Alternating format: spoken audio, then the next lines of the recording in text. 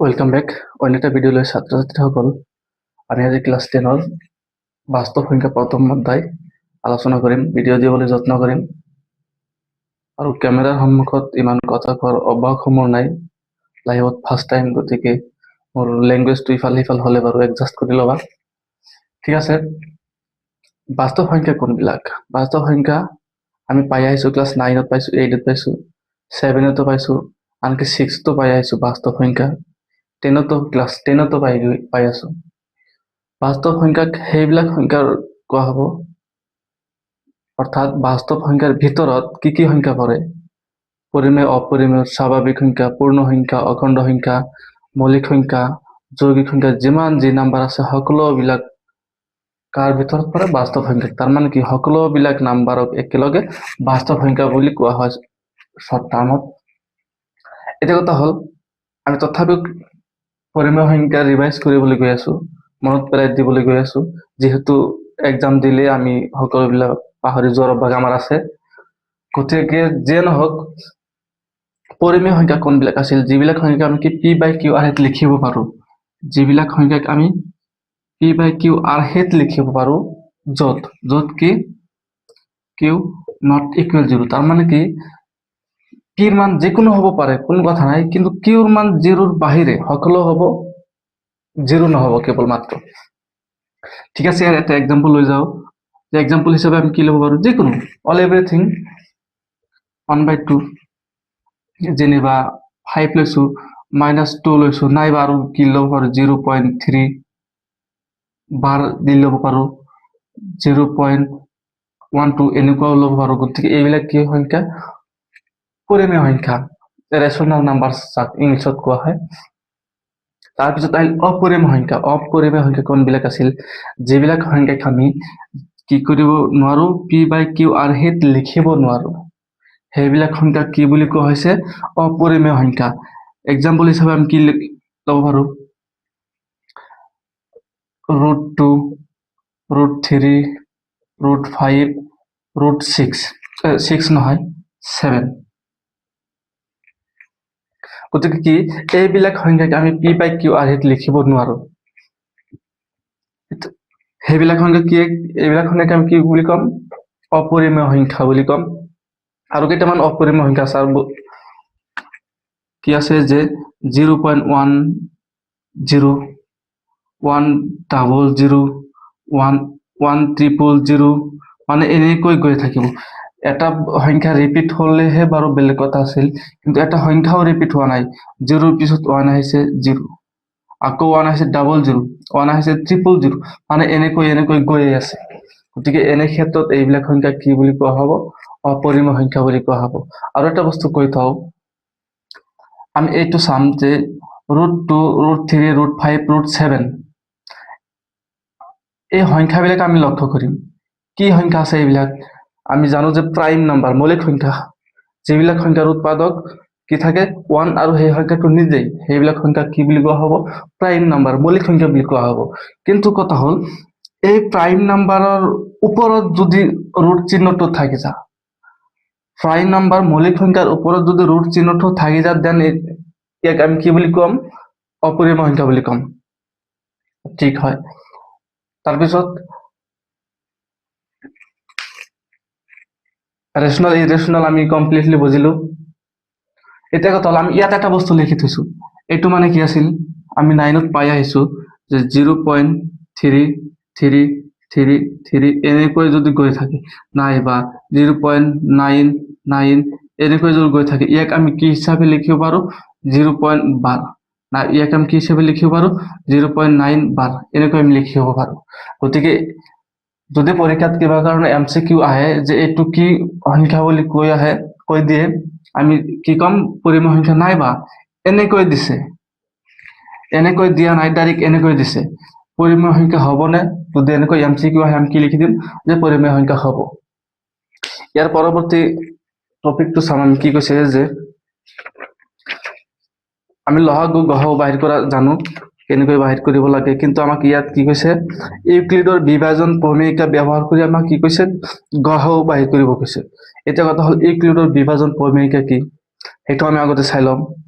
যে কি কৈছে পেজ নাম্বাৰ 27 কৈছে থিয়ৰম উপপাদ্য এই বস্তুটো জানিলাম যে দুটা যোগাত্মক অখণ্ড সংখ্যা a আৰু b দিয়া থাকিলে এনে দুটা অদ্বিতীয় সংখ্যা q আৰু r থাকিব যাতে a ইকুৱেল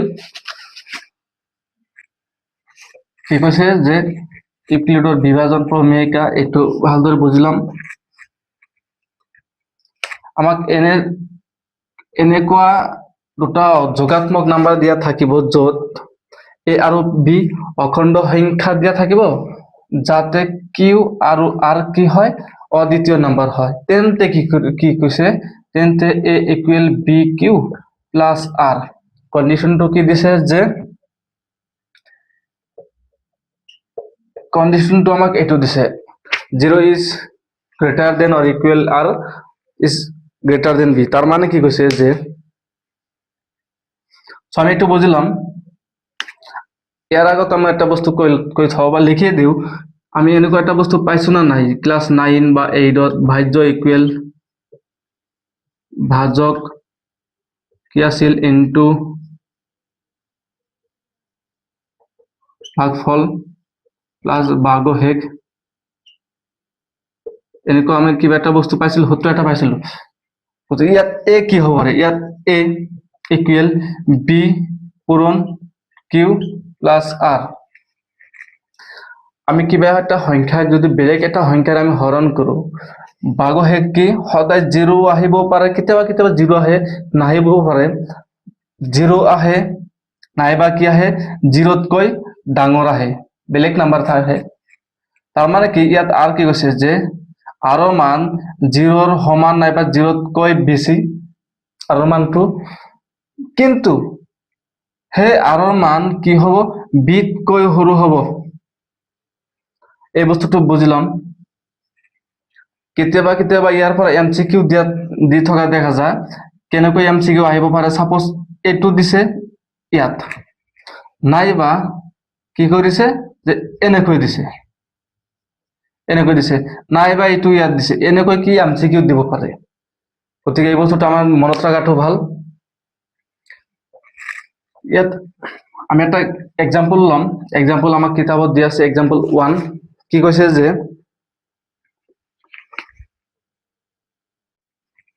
আমি কোশ্চেন এক্সাম্পল 1 লিখি লৈছো কি কৈছে এক্সাম্পল 1ত যে ইউক্লিডৰ কলন বিধি প্ৰয়োগ কৰি 4052 আৰু কিমান লাগে 12576 ৰ গহাও উলিওৱা কোশ্চেনটো এইটো আছিল আমি কি কৈছে যে ইউক্লিডৰ কলন বিধি ব্যৱহাৰ কৰিম বা বিভাজন প্ৰমেয়িকা ব্যৱহাৰ কৰিম অৰ্থাৎ থিওৰাম 1.1 ব্যৱহাৰ কৰি কি কৰিম আমি 4052 আৰু কি কৈছে 12576 ৰ আমি কি কৰিম গহাও বাহিৰ কৰিম সেম হৰণ পদ্ধতি আমাৰ ইউক্লিডৰ বিভাজন প্ৰমেয়িকা কি আছিল a equal bq plus r য'ত r 0 is less than or equal r is less than b এটো আছিল তো আগতে গ্রেটার দেন কোৱা হৈছিল গতিকে সৰি আমি হৰণ পদ্ধতিটো আমি লিখি ৰাখিছো দীঘলীয়া হ'ব কাৰণে ভিডিওটো এটা কথা হল আমাৰ নাম্বাৰ কি দি আছে ইফালে এটো আৰু ইফালে এটো এই দুয়োটা নাম্বাৰ আমি কম্পেয়াৰ কৰিম কোনটো নাম্বাৰ আটাইতকৈ ডাঙৰ বেছি কম্পেয়াৰ কৰিম এটা নাম্বাৰ কিমান দিয়া আছিল 576 আৰু এই দুটা নাম্বাৰ দিয়া আছিল ইয়াৰ ভিতৰত যেহেতু এটো আটাইতকৈ ডাঙৰ গ্ৰেটাৰ দেন তাৰ পিছত আমি কি কৰিম ডাইৰেক্ট আমি লিখি দিম এফালৰ পৰা যে 12576 ইকুৱেল এইটো ইয়াৰ ভিতৰত কিমান বাৰ গৈছে এইটো ইয়াৰ ভিতৰত কিমান বাৰ গৈছে তিনিবাৰ আগতে এইটো লিখি ল'ব লাগিব পূৰণ তাৰ মানে কি বি এইটো হৈছে এই নাম্বাৰটো হৈছে ডাঙৰ নাম্বাৰটো হৈছে এ সৰুটো হৈছে বি আৰু আমি কি আৰ আমি বাহিৰ কৰিম হৰণ কৰি অৰ্থাৎ ভাগশেষ বাহিৰ কৰিম তাৰ মানে কি এইটোৰে ইয়াক আমি হৰণ কৰিম যত এইটো ইয়াত কৰিছো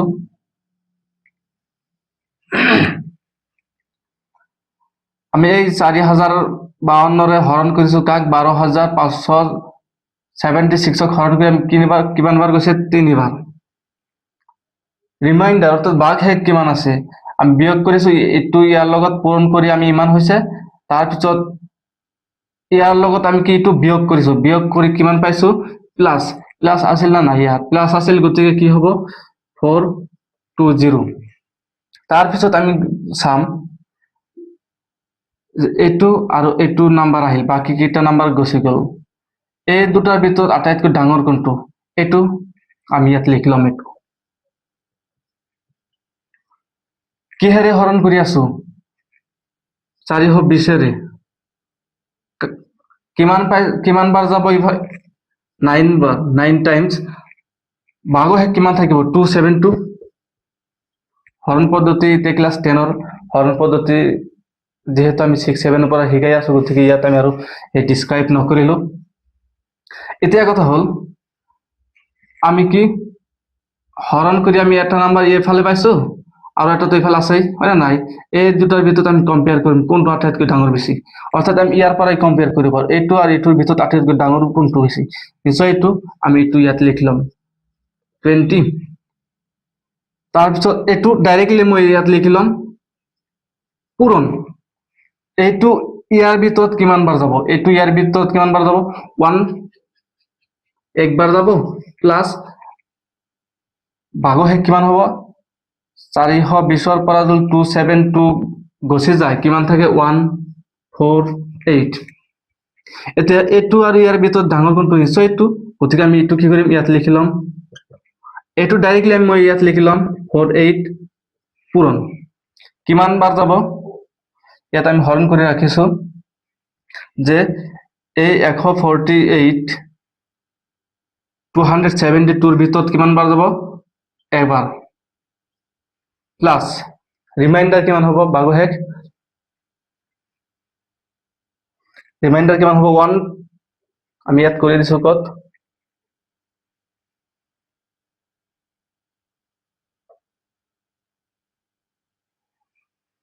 হয় না?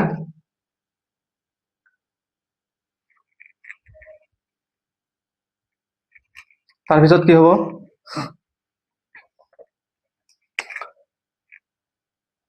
এতিয়া আমি কম্পেয়াৰ কৰিম এইটো আৰু ইয়াৰ ভিতৰত ডাঙৰ কোনটো আটাইতকৈ, এইটো, গতিকে আমি ইয়াত এইটো লিখি ল'ম 148 ইকুৱেল।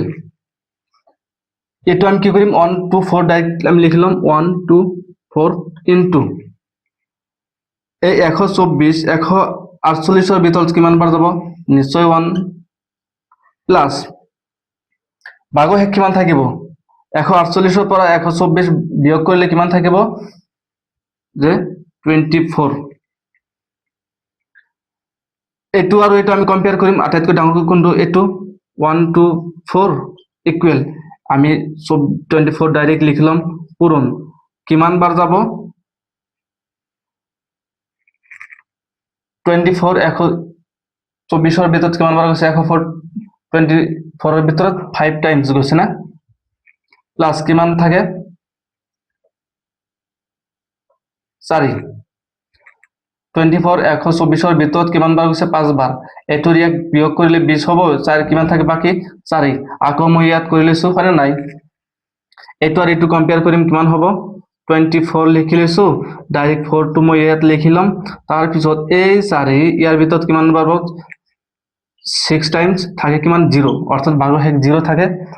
এতিয়া কথা হ'ল আমিতো ইমানখিনি কৰিলো, আমাক লাগে কি গহাও কিমান হ'ব, 24 হ'ব, 4 হ'ব নে 6 হ'ব, এইটো জানিব লাগিব, হয় না নাই? কিমানত হৰণ কৰি আমি কি 0 পাইছো, যে 24ক 24ৰে বিয়োগ কৰি আমি কিমান পাইছো, 0 পাইছো, গতিকে আমি কি ভাগশেষ আমি কিমান লিখিম, 4। therefore আমি ওপৰত লিখি দিছো, ভাগশেষ নহয়, therefore গহাও ব্ৰেকেটত আমি এনেকৈ লিখিব পাৰো বা ডাইৰেক্ট লিখি দিব পাৰো, গহাও কাৰ 1276,50 ইকুৱেল।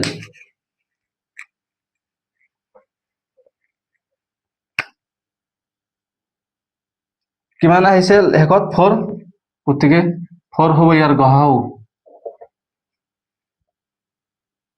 ইমানখিনি আছিল। এক্সাম্পল 2 আমি আলোচনা কৰিম। এক্সাম্পল 2ত কি কৈছে যে দেখুৱা যে, এক্সাম্পল 2টো আমি লিখি লৈছো ফাৰ্ষ্ট। সো আমি এক্সাম্পল 2 লিখি লৈছো। এক্সাম্পল 2ত কি কৈছে যে দেখুৱা যে প্ৰত্যেক যোগাত্মক যুগ্ম অখণ্ড সংখ্যা টুৱাইচ কিউ আৰ্হিৰ আৰু প্ৰত্যেক অযুগ্ম অখণ্ড সংখ্যাই টুৱাইচ কিউ প্লাছ 1 আৰ্হিৰ, য'ত কিউ কোনোবা এটা অখণ্ড সংখ্যা। এই বস্তুটো কৈছে। এইবিলাক অংক একচুৱেলি ইম্পৰ্টেণ্ট হৈ থাকে, দি থাকে মাজে মাজে এক্সামত। সো আমি কি কৰিম, কাৰ সূত্ৰ ব্যৱহাৰ কৰিম, আমি ইউক্লিডৰ বিভাজন প্ৰমেয়কে ব্যৱহাৰ কৰিম। আমি ফাৰ্ষ্টত ধৰি লৈছো, আমি এটা বস্তু চাই ল'ম, ইয়াক যদি আমি বি বুলি বিবেচনা কৰোঁ, এইটো কিউ আছে, আৰু ইয়াক যদি আমি আৰ বুলি বিবেচনা কৰোঁ, তেতিয়াহ'লে এইটো কি হৈ গ'ল, a equal B Q plus 1 হৈ গ'ল, হয় না নাই? তেতিয়াহ'লে কি বি 2 হৈ গ'ল, বাকী হৈ যাব আৰ টো 1 হৈ গ'ল। আৰু আমি জানো যে কি জানো যে আৰৰ মান 0ৰ সমান হ'ব নাইবা 0তকৈ বেছি হ'ব, কিন্তু বিতকৈ কম হ'ব লাগিব।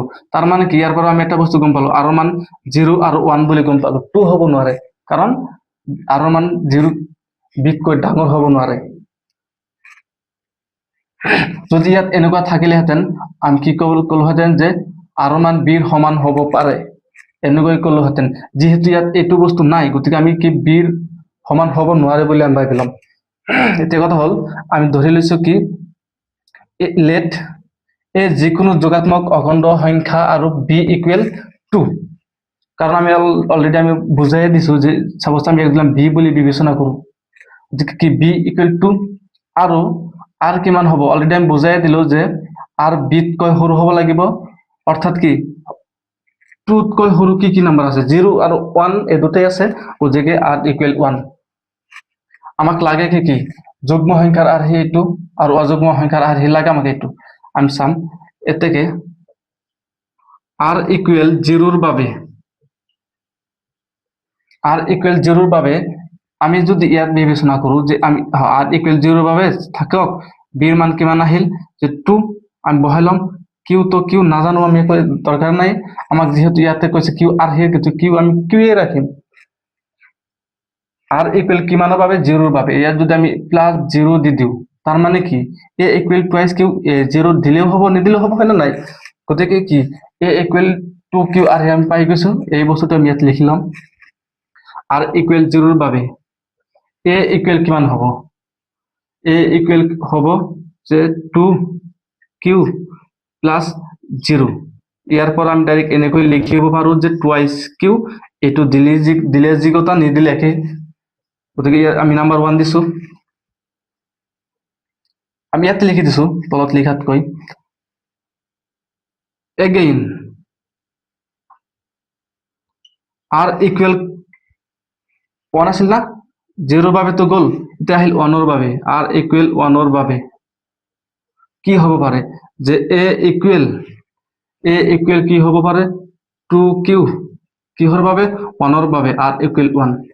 তো আমি বাকি কিবা ক্যালকুলেশন কৰিব পাৰো জানো? একো কৰিব নোৱাৰো, অৰ্থাৎ এইটো নাম্বাৰ 2। আমি কি গম পাইছো যে 1, আৰু ডাইৰেক্টলি আমি এটা বস্তু লিখি দিব পাৰো, দিয়াৰ ফৰ যে 1 আৰু 2ৰ পৰা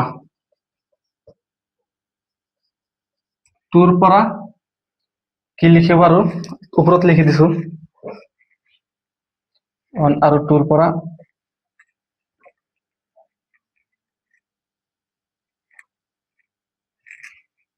আমি কি লিখিব পাৰো যে ইয়াতে লিখি দিছো 1 আৰু 2ৰ পৰা